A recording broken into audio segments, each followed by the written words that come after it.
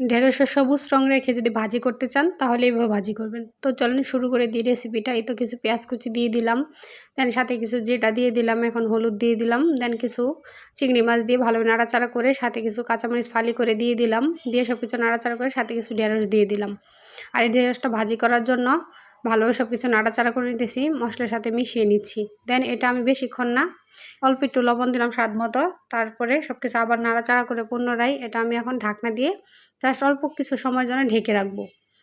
এরপর ঢাকনাটা উঠিয়ে অনবরত নাড়াচাড়া করতে থাকতে হবে, একদম মিডিয়াম টু হাই হিটে। এরপর আর কোনো সময় ভাজিটা ঢাকা যাবে না, তাহলে ভাজির রঙটা নষ্ট হয়ে যাবে, আর ভাজিটা তাড়াতাড়ি সিদ্ধ হয়ে গেলে ঢেঁড়সগুলো তখন একদম ছেড়ে দিবে। তো এই তো দেখতেই পাচ্ছেন ভাজির রঙটা সবুজ রেখে এত সুন্দর লুক দিচ্ছে। তো আজকে আমার ভাজিটা কেমন লাগলো অবশ্যই কমেন্টস করে জানান, ভালো লাগলে শেয়ার করে দিবেন। সকলে অনেক ভালো থাকবেন, সুস্থ থাকবেন। আল্লাহ হাফেজ, দেখা হবে পরবর্তী কোনো ভিডিওতে। আসসালামু আলাইকুম।